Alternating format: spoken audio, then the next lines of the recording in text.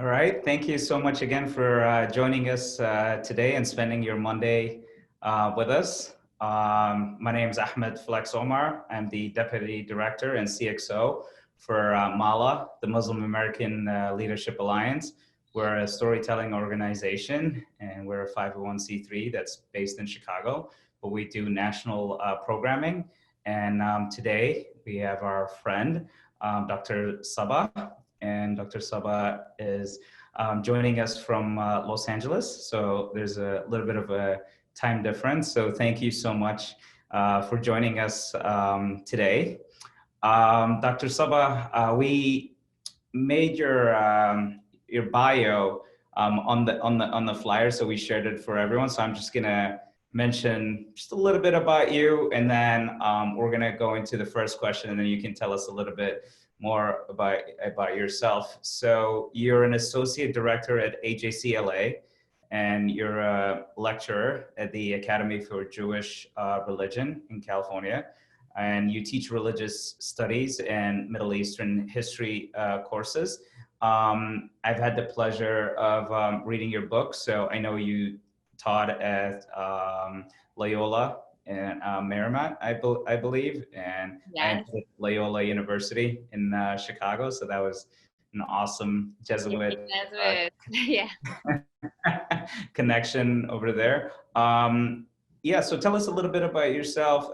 Where are you currently? And also a little bit about AJC-LA.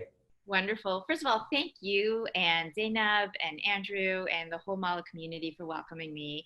I love your organization, and so it's such an honor to be on with you. Thank you so much. You do such important work, and we're so grateful to have you as a partner at AJC, American Jewish Committee in Los Angeles and Chicago, national. So a little bit about me, and I'll make this short. I was born in Tehran, Iran. My family is from Iran, and we have been there for 2,700 years.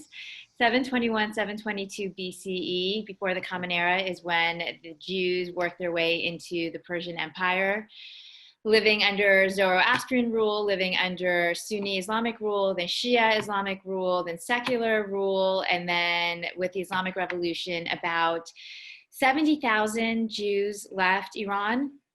Iran still has one of the largest Jewish communities in the Middle East outside of Israel, but that's not saying a lot because most of the Jews in the Sunni Muslim world were either kicked out or left. So there still is a small community there, but I'm in Los Angeles, which has one of the largest Iranian Jewish communities.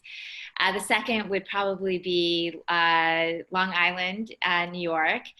And I grew up in LA, did my undergrad at Berkeley. I grew up right by UCLA, which is why I went to Berkeley, and did my undergrad at Berkeley in religious studies, went on and got my master's in theological studies at Harvard Divinity School, and then my PhD at UC Santa Barbara. And I moved back to Los Angeles and became a professor at Loyola Marymount University, and then at UCLA as lecturer. And then I came to the American Jewish Committee. The American Jewish Committee we have been around for about 106 years. We are also a 501c3. We're a Jewish human rights organization defending Israel's place in the world, defending Jews, protecting Jews. And what I love about AJC is that it's not just about the Jewish community, it's about all communities, which is why we work closely with Mala, because we know that if Jews are going to experience anti-Semitism, then there's going to also be Islamophobia and racism on all other levels, misogyny. And so we work to protect the Jewish community and all ethnic and religious communities and democracy all over the world. So we have 22 offices in America and then 10 abroad. And we do some really great work with some great community partners like Mala. And I still teach. That's awesome. And where are you currently teaching? So I'm currently teaching, it's wonderful, it's a seminary called the American Jewish, where am I teaching? Sorry, I just zoned out because I used to teach at so many places. Academy of Jewish Religion, where it trains rabbis, cantors, to become rabbis, cantors, and work in the Jewish space. And what I love about it is that I no longer have like 60 students. I have 8 graduate students, which is amazing. It's a lot less papers to grade, and the level of conversation is unbelievable. But I teach Middle Eastern history for them, and I just recently started teaching world religions for them. And I changed it to world religions and social activism, where I teach different religious communities, and then I bring people from those religious communities, like Flex next semester, maybe, hopefully, to talk to my theologians so that they know that when they go out into the world and become rabbis and work in the Jewish community, they know about different faiths and how to be allies to other communities so we could all work together. Absolutely. Now, how did you come into doing this work? Were you always interested in religion? I loved religion, and I grew up in a Jewish day school. And when I went to Berkeley, I had a breadth requirement, one class to fulfill. And as a freshman, I could have taken Jewish history. And I'm like, I've been studying Judaism all my life. So I took a course on Islam and I loved it. And it was just so much fun. And it was so great to understand and so important to understand the second largest religion in the world. And from there, I went on and took a course with Houston Smith, who is a very known religious studies scholar. And he just ignited my love of religious studies because he was a practitioner of all different faiths by being able to respect them. And the thing about religious studies is you're not an anthropologist. You don't sit on the sidelines and watch. You are encouraged to participate. So he would sit there and say, when I would do Shabbat here, when I went to Saudi Arabia, or when I went and smoked peyote with the Native American, all of these amazing things. And I just got wanderlust from hearing him. And I said, this is what I want to do. I want to study religion. I want to travel all over the world, and I want to teach religion so people understand what's going on. And then 9/11 happened. Well, I have to say, for the longest time, people thought, what in the world are you going to do? Why do we need religious studies? And then 9/11 happened, and then people understood why it's so important to understand different faiths and different communities and to build allyships to defend and protect each other. Absolutely, absolutely. That's important work that you're doing. So thank you for that. You mentioned you were born in Iran. Yes. Do you have any early memories of Iran? Unfortunately, I was 2 when we left, and we haven't been able to go back, as most religious minorities haven't gone back. So I don't. It's so sad to me because I had the pleasure of living in India, and I lived in Punjab on the India and Pakistan border. And I say I know India better than I know Iran, even though I write about Iran. So I'm very dependent on my secular Iranian Muslim students to tell me about Iran, but they also have a very different perspective because they're not religious, not religiously Shia. So they're very secular. They have their families who live there, so they go back and forth. So they tell me about these crazy parties I'm like, okay, that's a very different version of Iran than what a majority of Iranians are dealing with. That's like the upper 1% that lives in Tehran.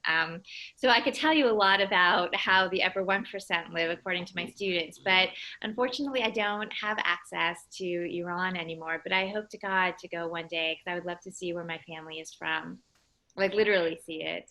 Well, I do pray that day happens.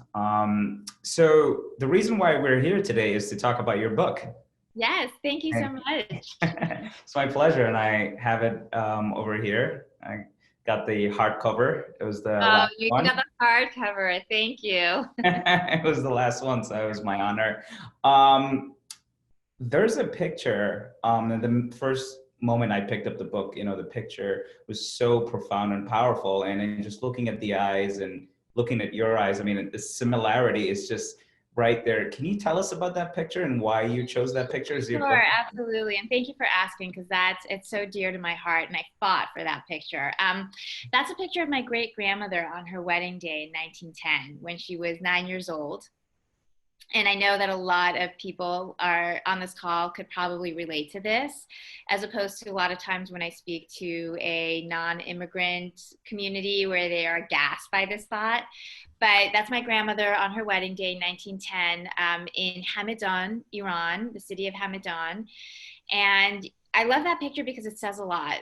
Number one, it talks about, if you look at her and she's wearing the hijab, and again, she's ruling under Shia Islamic rule. They have to wear what we call in Iran, Persian, the hijab, the chador. And if you look at her chador and the way she's dressed, you see the Islamic influence, but you also see a lot of the South Asian influence.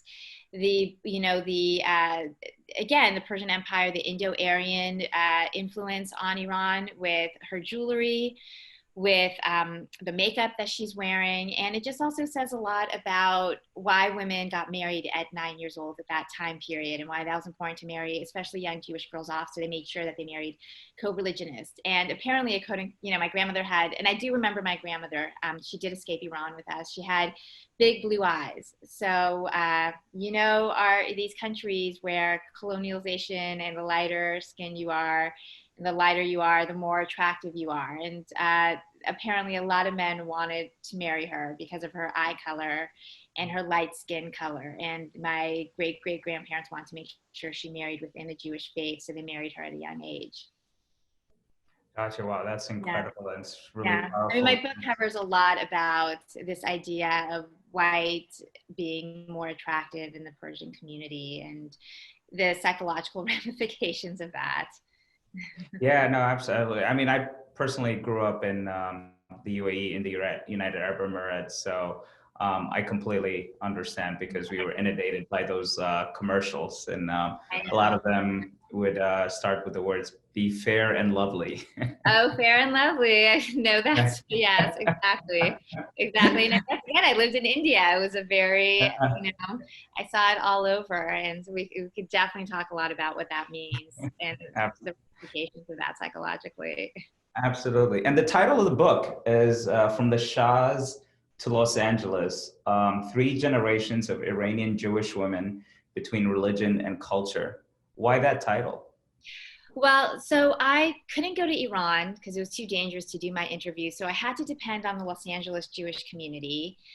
And I was lucky, they're all here. And as an insider, I was able to have access to this community because, like a lot of immigrant communities, especially coming from the Middle East, everything's behind, what we say in Farsi, like behind the curtains. So you're not airing out your family laundry at all. So if I was an Ashkenazi, meaning an Eastern European Jew who came to the Iranian Jewish community and said, hey, can we talk? They would say no.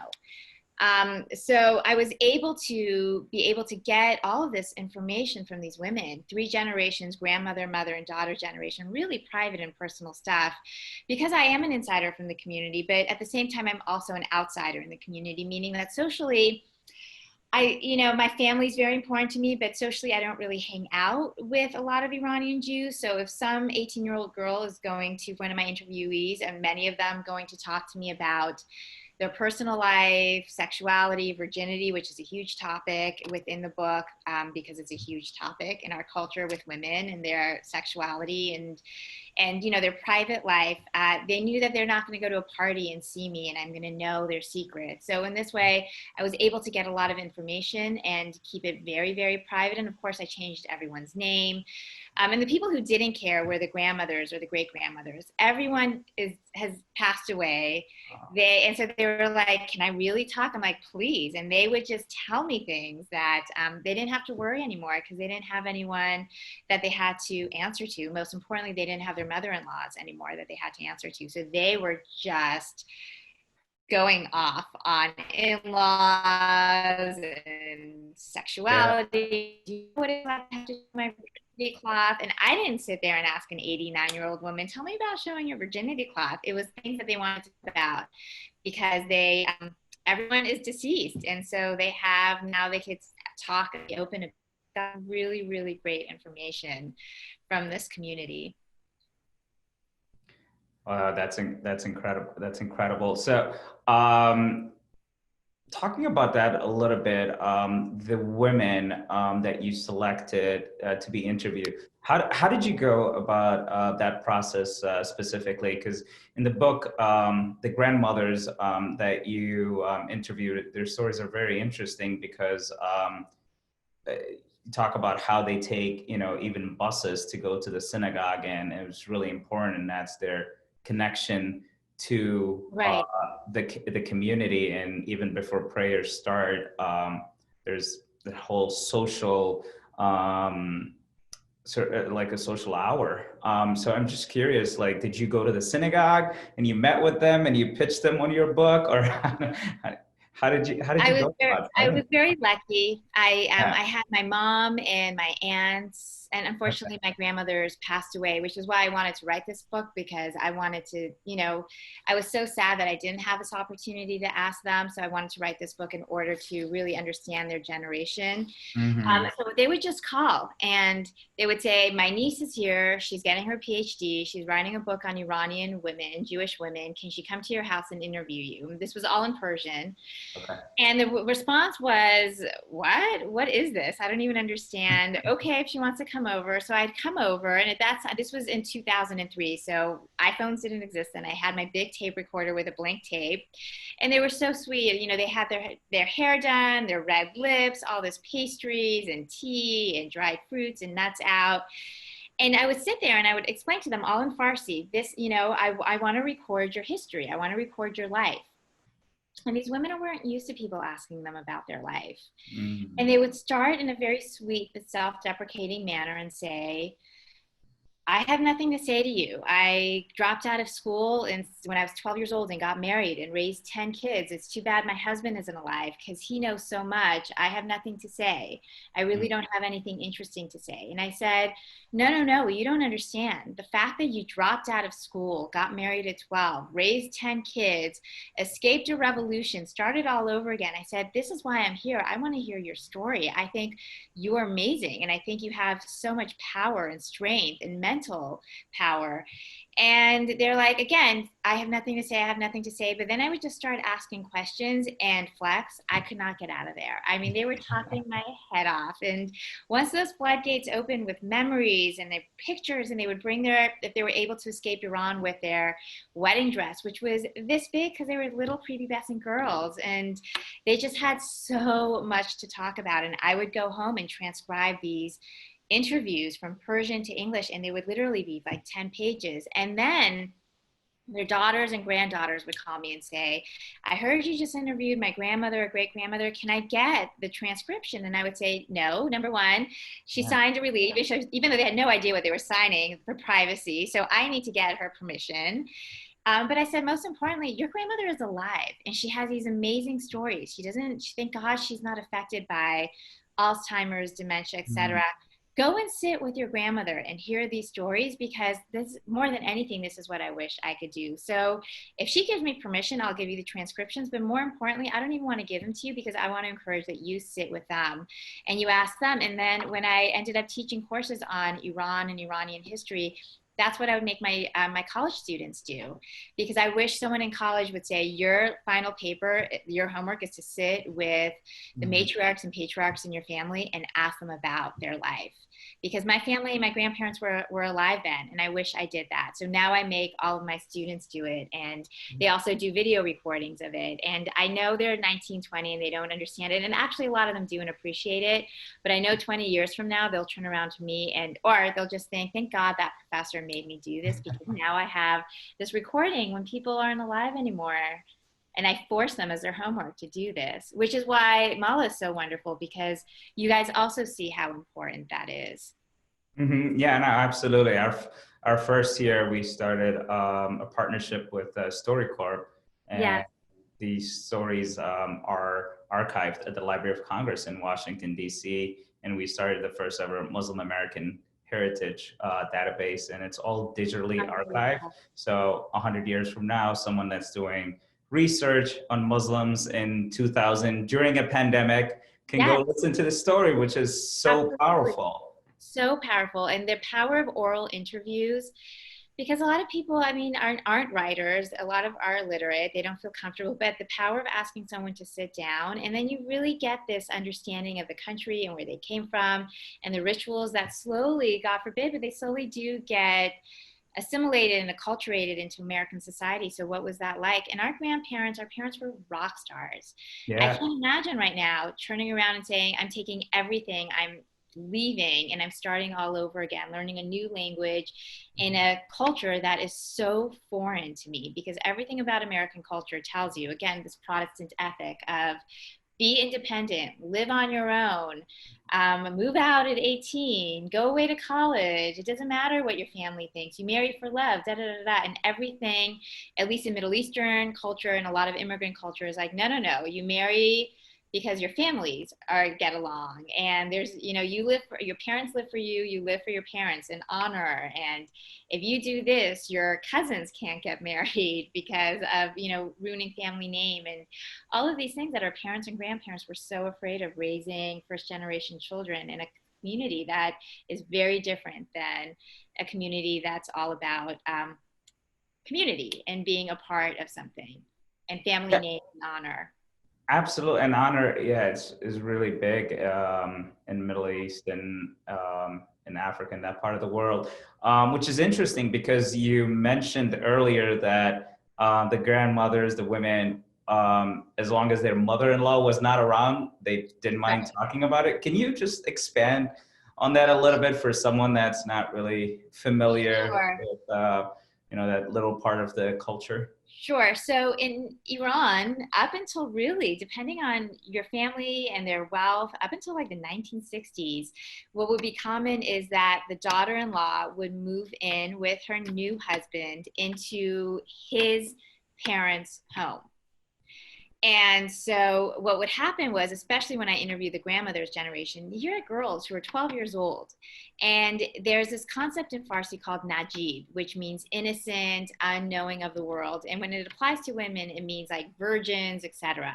So they're very najib. The only men that they've ever talked to are in their family. And all of a sudden, now they have an arranged marriage.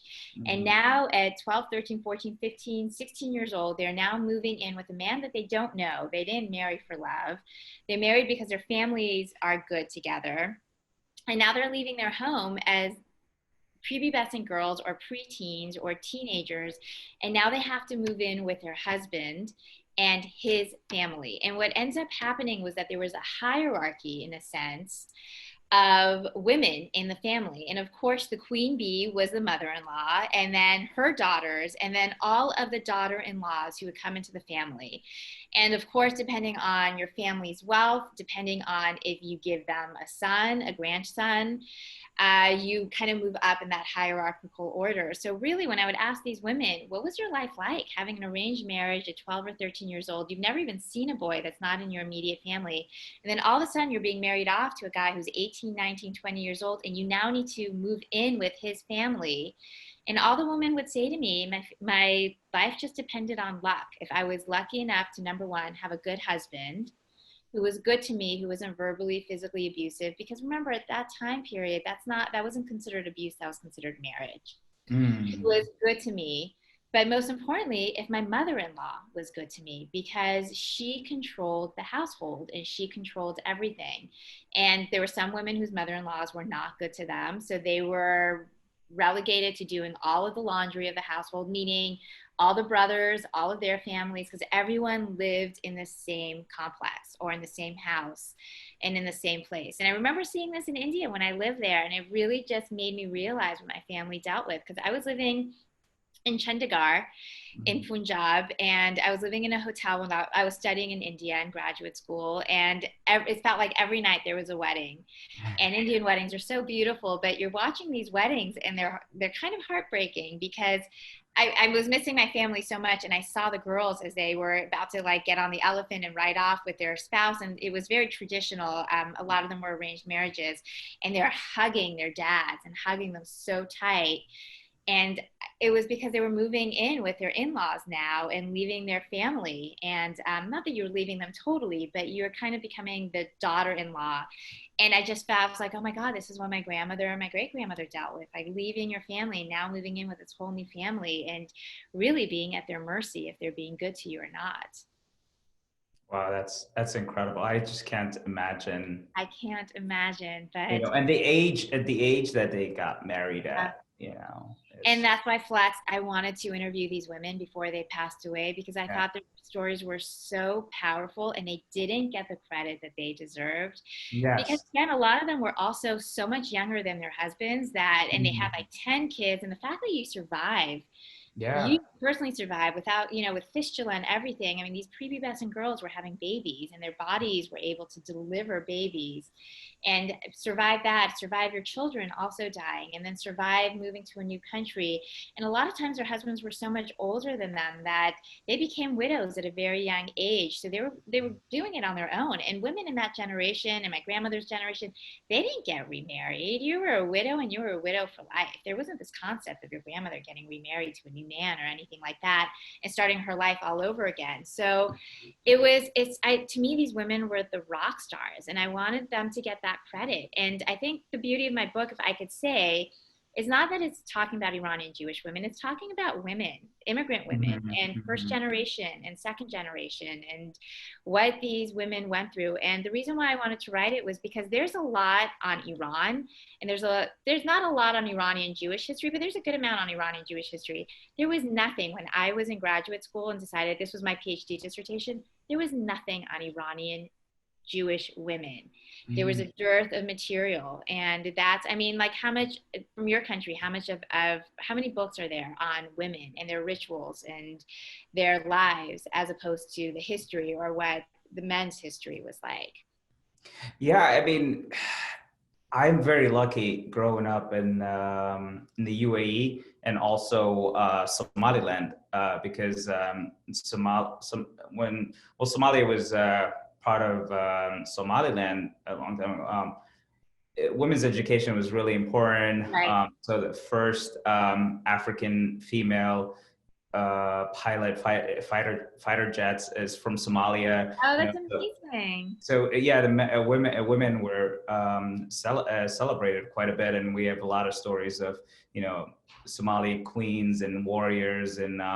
and the Yeah. UAE as well. They're really big as a country. I remember growing up in Abu Dhabi, Sheikh Zayed, who passed away, super big on empowering women. And I spent a lot of time at the Abu Dhabi Cultural Center. And my Right. father would just drop me out there. And he knew I would stay away from trouble, and he would just pick me up after 8 hours of just being at the cultural center. Right. And at the cultural center, I learned a lot about, the history of the women, in the region, their rituals, all of that. So that was really powerful. And now when you look at the UAE government, you'll find female ministers, you'll find women that are police commanders, that are even generals in the army. So I was very blessed to have experienced that. But I also have family members that grew up in Saudi Arabia. So when the women would come visit, their lives were completely different from the lives of the women in the UAE. But now through Instagram stories, I can see my cousins in Saudi Arabia and how Saudi Arabia is changing. I mean, they're going to concerts, they're going to movie theaters, so it's really a great sight to see, because that was one of the reasons why they would visit me, is because they wanted to go to the movie theater. Yeah. Well, what's interesting is, and this is why I also wanted to, I'd interviewed grandmother, daughter, and granddaughter, three generations, 120 interviews, 40 each, is because under the mother's generation, like my mom, they grew up under Mohammad Reza Pahlavi, the Shah, who got ousted, and they had a very different experience. My mom went, because his father brought in a secular regime. And so my mom went to a Jewish day school. She then went to college. She then worked at the American Embassy. She met my father, which was a love marriage. She, they vacationed all over the world. She was wearing mini skirts and going, to discos and things like that. And so what I saw was the way Iranian Jews talk about the Pahlavi family and the monarchy was very different, because they talk about it in this really, it was the best time of our life. He was amazing.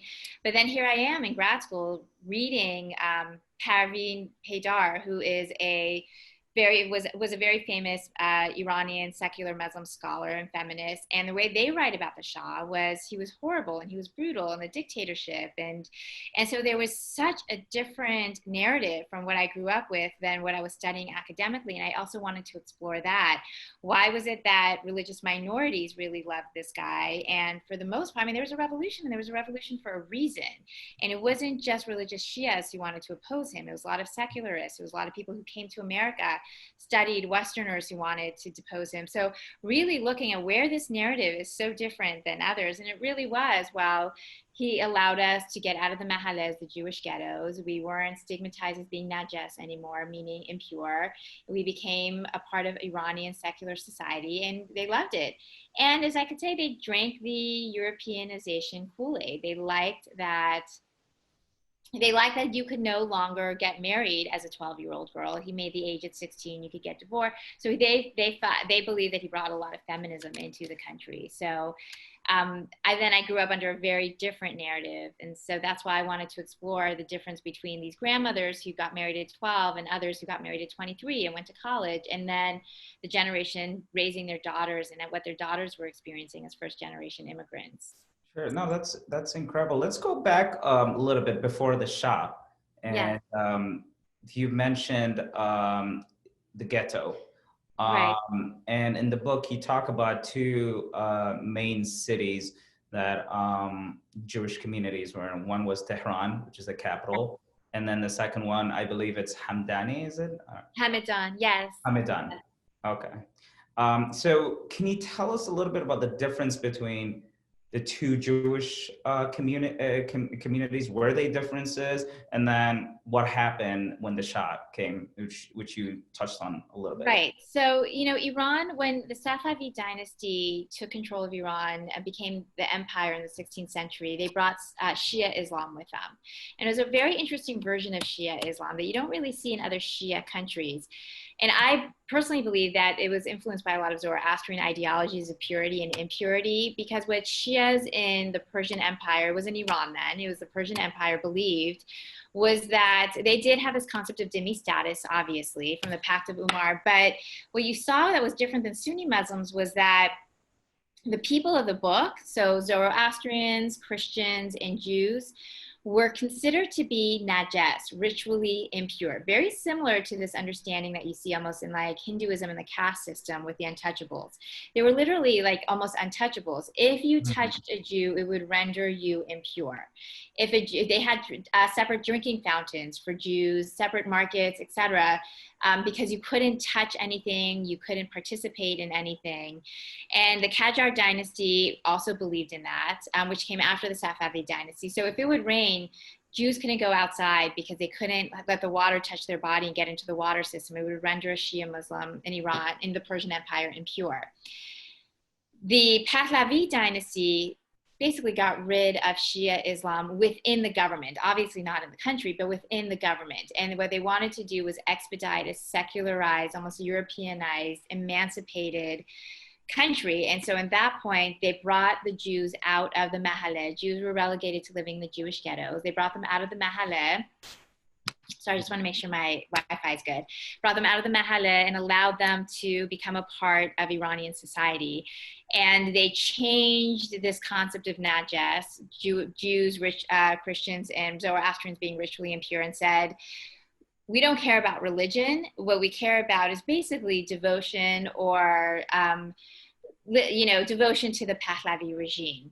And that's when people really started naming, for example, my dad's side, all of my dad, there's 9 siblings, they all had Muslim names because they assimilated into, wanted to assimilate into Muslim society and not deal with anti-Semitism.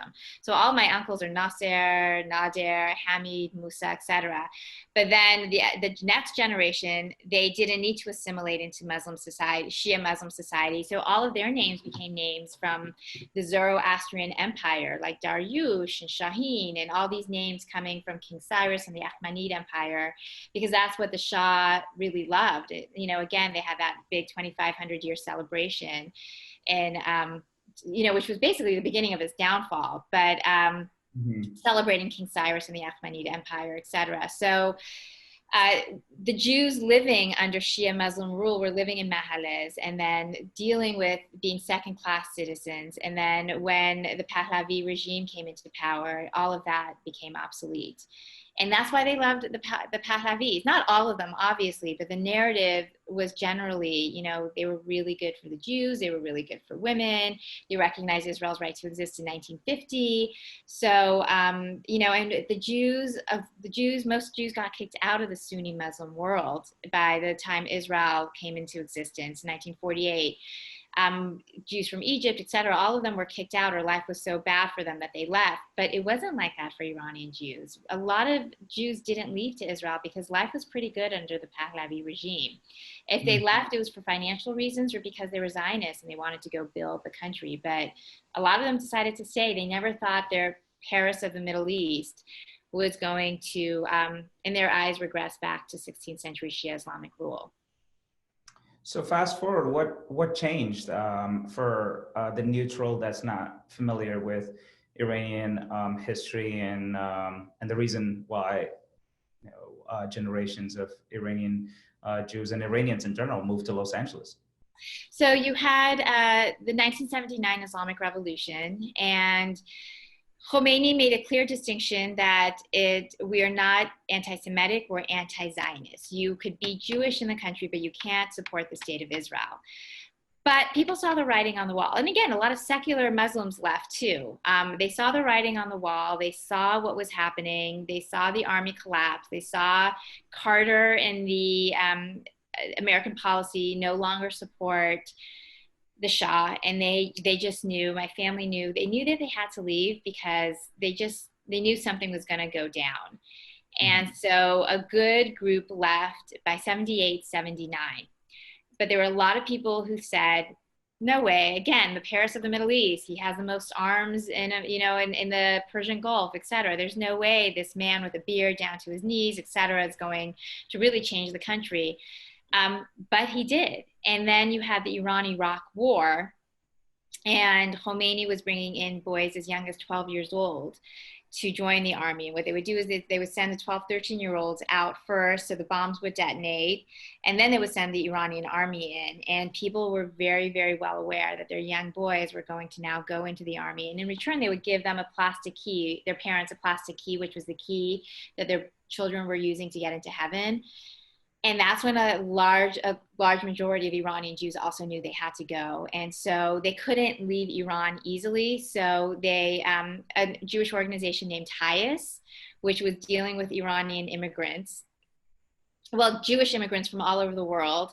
And by the way, HIAS is the same organization that partnered with the Tree of Life Synagogue in Pittsburgh. And because, thank God, Jews are no longer in danger in other parts of the country, they work with immigrants who are in danger. And that's why the Pittsburgh shooter chose that synagogue, was because HIAS works with immigrants from all over the world and chose that synagogue to gun down its population. So a lot of Iranian Jews through HIAS escaped to Europe, and then from Europe worked their way to America. And how do they come to Los Angeles? It's just random. And you guys know, as immigrants, you have one family member who's somewhere, and then the aunts and uncles come, and then everyone just ends up coming. But really what happened was a lot of the young men under the Shah sent a lot of young men. I mean, women too, if your family was what we say in Farsi, Roshan Fakhr, meaning so enlightened that they would allow their daughters to go away to America. But a lot of the boys through the Shah got, you know, financial opportunities to go to America. So a lot of them came in high school in LA or to UCLA for college. And the whole purpose was go study in America, go study in Europe, come back to Iran and make it a better country. But what happened was that they didn't end up going back to Iran. The revolution happened, so their families came out to them. And then everyone just started coming. And the weather's really nice here. So I have to say, though, I did move to Chicago. Our family, when we left Iran, we moved to Northbrook for about a year. And then San Francisco, and then ended up back in LA. So that's incredible. Yeah, there's a big Iranian population here in Chicago. Yes, exactly. As well. So life for you is, and you would consider yourself a first generation American? Yes. I consider myself a first, it's hybrid identity. So how do I describe myself? It depends on who I'm describing myself to. So sometimes my American identity, sometimes my Iranian identity, sometimes my Jewish identity, and all the time my female identity is what's the most prevalent. But yes, I describe myself as an American, Iranian, Jewish woman. Absolutely, and that's really cool that you tied that in, because that's the title of our talk and our flyer and our program today. So speaking of the hybrid identities, so for someone that's not familiar between, sort of like switching between the different identities, how were you able to reconcile the different identities? Because one of the reasons, and I'm a co-founder of Mala, and the reason why we started the organization was because we noticed a lot of young people in the Muslim community were struggling with their identities. There was the issue of homegrown terror, extremism was on the rise. Being Somalian American, there was kids that were taken to Somalia to fight al-Shabaab, and these kids Right. never have seen, Somalia. Then ISIS was doing Yeah. what they were doing, and we realized that we had a really, really big, problem. So that issue of identity, like how did you come to like balance, your hybrid identity? I mean, Flex, I should ask you, how did you and all your audience, because we're all, I think, first generation, or a majority of us, and it's not easy. And first of all, I really commend you and Zainab and everyone for Mala, because exactly of that. It's really hard to balance, and you feel like you're a fish out of water in so many situations. Again, most of my friends are American, and I know my family's different. Friday nights we have big Shabbat dinners. Family's most so important, and not that it's not an American society, of course it is, but there's just this extra level. And as you know, your aunties and your uncles are like your parents, and everyone has a say in your life, and everyone, even if they don't have a say, they will act like they have a say, and da da da da da. It's hard. It's really hard, because you feel like, I'm not totally American. I'm not totally Iranian. I don't even know what Iran looks like. I haven't been there, but the food I eat, the language I speak is Persian, but I don't know that country. And if I would go there, I would be totally a fish out of water there. And, the Jewish community in America, we have this term, Ashkenazi Jews, or Eastern European Jews. They're the most dominant in America. It's a very Ashken normative community, meaning that for brown Jews and black Jews, they're still learning to bring us in. They accept us, but bring us in, have our voices and our narratives be heard. So things have gone a lot better, but we came to a town that has the second largest Jewish community after New York. And people at our synagogue didn't even know Jews existed in Iran. And we're the oldest Jewish community in the diaspora. They do now, and they're very, very welcoming now. And my Ashkenazi synagogue is mostly Iranian, but it's really, really hard. And that's why organizations like yourself, like Mala, and the work that you do is so important, because it gives us a feeling that you're not alone. Other people are dealing with this. And this is why I wanted to write my book, because what are you also finding is that it's so hard being first generation on so many levels. Your parents are traditional, and you're dealing with American society that isn't. But there's also this interesting role reversal that happens with first generation kids, where your parents almost become like the children, because they don't know the society, they don't understand it. So you're explaining it to them. You're the ones taking them to doctor's appointments. I mean, depending on how old they are, but you're like, okay, give me your phone. Let me explain what's going on here. There's almost this weird role reversal, because you're growing up in here where they're just learning here, and they're not in school. So they're only hearing what they see. And so it makes it really difficult. My community personally, I feel, is way too insular. So they're only with each other, which doesn't really, we've been here for 40 plus years, and you would not know it if you looked at the Iranian Jewish community in regards to how insular they are. Gotcha. No, that's really interesting, because while you're talking, it's as if you're talking about my mother. I know. Yeah. And we've made progress. I started she was anti-technology, but we started her off with an iPod that Right. has the Quran in there. And then since the iPod Touch looks like an iPhone, we got her an iPhone. And Right. this is a new cell phone, and now she's having great conversations with Siri. And today, Siri didn't understand my dad's accent. Siri would kept telling me, I'm like, Dad, you have to like, she doesn't get your accent.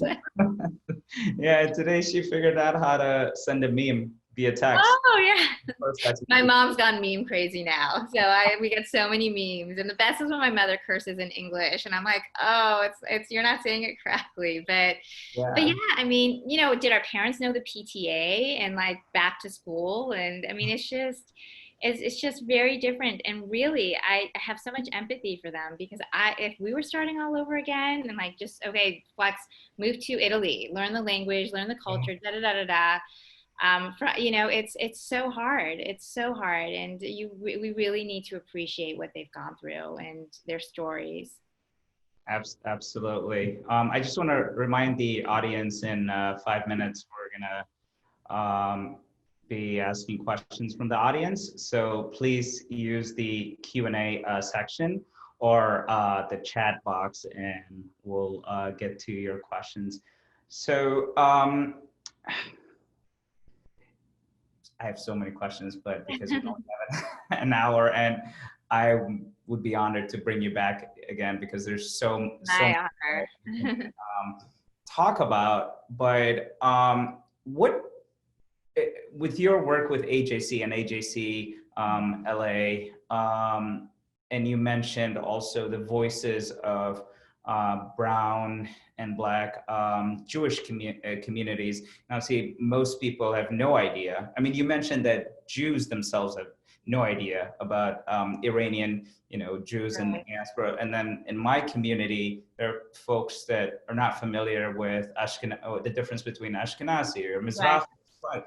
And Mala, we're very proud that our organization is inclusive, and we do have Mizrahi Jews. And me being from Somalia, I've met a lot of Yemeni Jews, and it's incredible because we have that shared culture and heritage. So, and even talking to you the first time we had a conversation, I couldn't tell the difference between my Muslim Persian friends and you. Right. So it's just the rituals. Right. So what do you hope to achieve with your work with AJC-LA in terms of elevating those voices? It's so important, and it's the responsibility of Jewish organizations that are predominantly Ashkenazi, meaning Eastern European. Again, we're looking at like the 10th generation at this point, but that are Eastern European, to include the narratives of Mizrahi. Mizrahi is defined as Jews from the Middle East, Sephardic, Jews from Spain and Portugal, and Black Jews. And I could only talk about the Mizrahi, the Iranian Jewish community. It's also up to us to have a bigger voice and to say, we're going to come in here and be a part of this. Now, the one issue is you don't have a lot of Mizrahi Jews in the non-Jewish nonprofit space. Why? Nonprofits don't make a lot of money. I mean, if you work in a nonprofit, you don't make a lot of money. And everything that Middle Eastern Jewish families are telling you is get into a job that makes a lot of money so you can support your family. So you're not seeing a lot of us in the nonprofit world because we are taking jobs that, I mean, I try to recruit and they're like, well, I'm going to med school so I can make money and then I can financially support AJC. And I'm kind of like, that's smart, because, but if you're trying, so we need to do a better job of getting our voices heard. And the community, the outside Ashkenazi community needs to pass the mic to us. And we also need to pass the mic to a lot of our Black Jewish brothers and sisters who for the longest time have not had their voices and their narratives heard. And luckily there is a reckoning now, and it's different. It's very different, but it shouldn't have taken what has happened with Floyd and, the Black Lives Movement, and making sure that people's voices and narratives are heard. And I think that's just the most important thing. And with AJC, it's, they're amazing because the most important thing for them is the Jewish community and building allyship with other community and making sure that we show up for them and they show up for us. Now, it's so hard with Zoom because a big part of my job was to Like when what happened in Christchurch, I was at the Islamic Center of Southern California that day, making sure that the Muslim community knows that we're here to step up, whatever you need, we're here.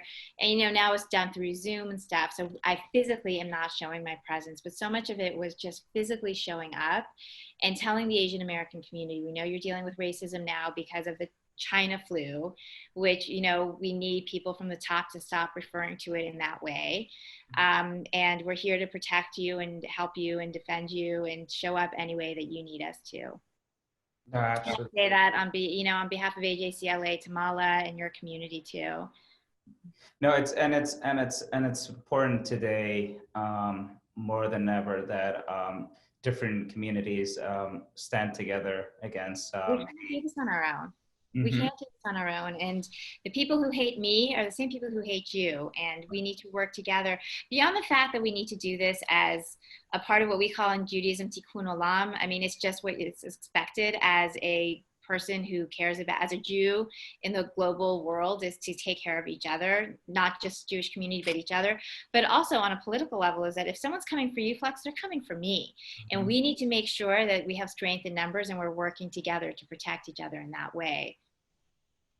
Absolutely. And we're very honored to be partnered with AJC in that regard, because I live in Chicago and I have many Jewish neighbors, so their safety is really important for me, just like the safety of my Muslim brothers and sisters. And it's really important to emphasize that point, because we've seeing hate on the rise. And unfortunately, when we did the film screening for Ruth Bader Ginsburg in New York at the Center for Jewish History, we received a death threat on there. So not everyone's going to be happy about Muslims and Jews coming together and sharing how much love they have for each other and their communities. But what we did was, with that event,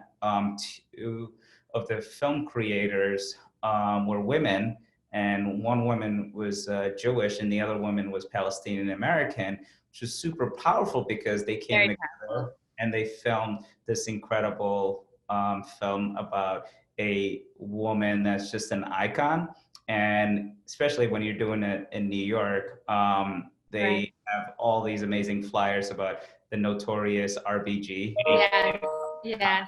To Biggie Smalls from Brooklyn. And Brooklyn people are very proud people. They celebrate. Yeah, as they should. They have some really amazing people that came out of that neighborhood. And I think we had like 400 people show up. We sold out so fast. So. Unbelievable. And that's why it's so important. I know we're veering to a different subject, but what you guys did, and this is why cancel culture and anti-normalization is so horrific, because what the point is to come together and to talk, even when you have differences. And if AJC deals with, we're a global organization, and what would happen if we didn't have ambassadors and consuls general to reach out to? And what would happen if we didn't, if everyone just cancel, one person does something wrong, you cancel them, you don't talk to them anymore, and you don't give them this opportunity to learn, to engage with you. And what happens if you believe in anti-normalization? Well, you're Israeli, I'm Palestinian, so we're not going to ever talk. We're never going to discuss. Nothing will progress, and you're just going to constantly be feeding this hatred towards the other. Absolutely. And that needs to change, especially in this world that we live in right now, because we have a lot of great technology, but I feel like it's being used for the wrong reasons. And there's a lot of amplification in terms of hate. And with Mala, we focus on the positives and our shared human connection, what connects us together as human beings. And that's why it was really important when we built the organization that it was open to not just Muslims, but to all Americans. And we made a very large emphasis on connecting with folks that we have shared heritage with, and we're honored to be partnering with AJC-LA because of, the population of Mizrahi Jews that are in Los Angeles. So I'm very honored for my community to connect with your community. I want to go to an audience question. It's a little bit long, so bear with me. So I think I'm just going to read the whole thing.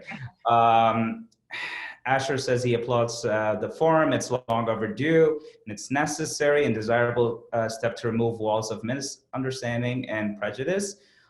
He's the president of Five Towns Lodge of Benai Earth. I hope I didn't mess that up. He said he actively seeks and promotes interreligious dialogue. And his question is, what has been the reaction of Mala among Muslims and Jews and others? So I guess that's a question for me. And what concrete steps are involved in bringing about acceptance, respect, embrace of the other that should be easier and in the current environment, living in a diverse America? So I'll answer that briefly, but I would also love to get your perspective as well on the question. In regards to Mala, this is all design thinking. We designed the organization for this very purpose. It's a human-centered organization. Everything that we do is intentional. All the relationships that we build are intentional. And we saw this coming. We in 2013, 2014, when my co-founder and I, Zainab, were hosting screenings about honor violence, addressing honor violence, in our own community, seeing kids being radicalized, and a lot of that radicalization comes from hating other people and selling them on propaganda. And that was a big issue, because Zainab and I traveled to Minneapolis, which is home to the largest Somali community. And at the time, we had a partnership with Malala, the young lady that was shot by the Taliban, and we did a film screening in the community gym. And I believe we had over 500 RSVPs. And that was the first time that, because the community is, insular, it's isolated from the rest of, citizens in Minneapolis. But that was the first time that folks that were outside the community came to that, community. And in the Q&A, some of the questions were coming from young high school girls that were saying, well, this is my friend, and this is the first time I'm meeting her family. This is my friend, and I didn't know this is what she went through. So just having Malala's story and her bravery being documented by participant media, who's one of our partners, really helped us scale our programming and encourage young women to come and share their story and follow in her footstep and her courage. So everything that we do with Mala is by design, and it's very intentional for this purpose of sharing history, sharing heritage, learning about culture, and building bridges and promoting dialogue and discourse. So that wasn't a short answer, it was a long answer. So Saba, what are your thoughts in regards to the question that was asked? So will you give me a general, sorry, it was such a long Yes. question. Yeah, it was a long question. So basically, the gentleman was asking about what concrete steps are Mala involved in bringing acceptance and respect and embrace to the interreligious dialogue. So I sort of like explained it from me as a co-founder for Mala, then I believe the question was directed to me. But it's interesting for someone that recently found out about Mala, such as yourself. How do you see the brand? I mean, is what we're doing, is it working? Oh my gosh, it's absolutely working. I'm here, and you're sharing my story, and so it's absolutely working. And I mean, and Asher, it seems like you are also in this world, so I commend that. But I have to say, it was shocking to me that I was teaching a course to people who are going to go into who are in the seminary, and that they haven't studied yet about world religions, other religious communities. They've never reached out to a Muslim, a Hindu, a Buddhist. And it made me realize that we're in the minority. Other people of other faiths don't realize how important it is to work within your own community and then expand that for allyship. And I use that word a lot, but it's the best word we could use, because you need to understand other people's faiths, other people's community, other people's background, because we don't live in a bubble. And when you live in a bubble, it's only dangerous for your community. And so that is why it's so important to build these ally communities. And this is what AJC has done so well for, again, 114 years, I'm sorry.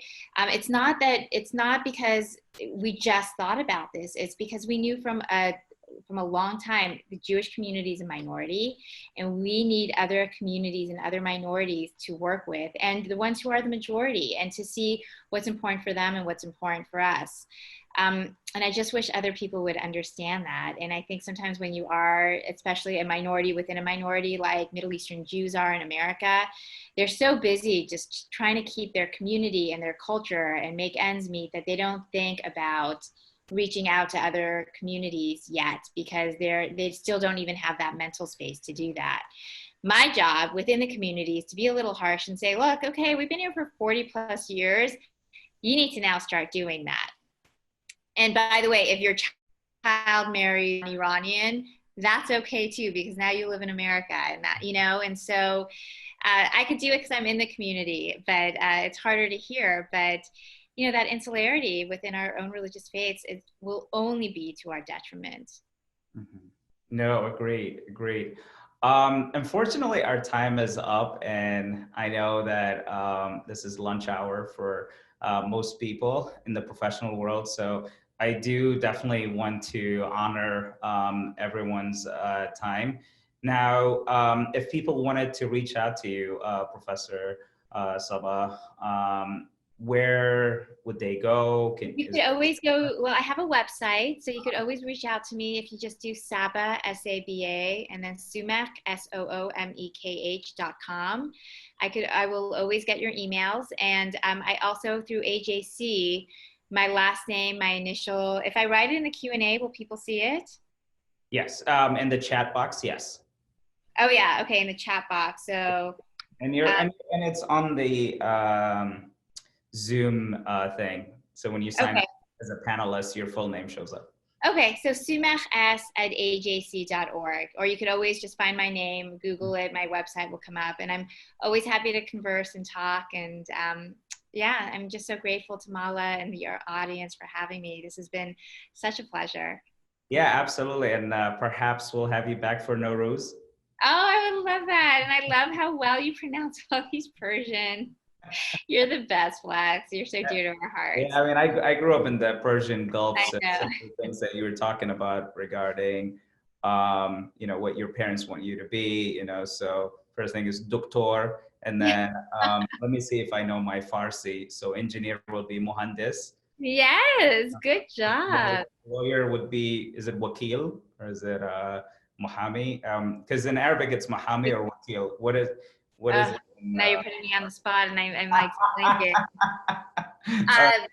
Vakil. Vakil. Okay, so I had it. So Farsi doesn't have the wa; it has the vi. It doesn't have the Arabic wa, which a lot of Jews live in this area. Iranians live in this. It's called Little Persia or Tehrangelis, which is Westwood.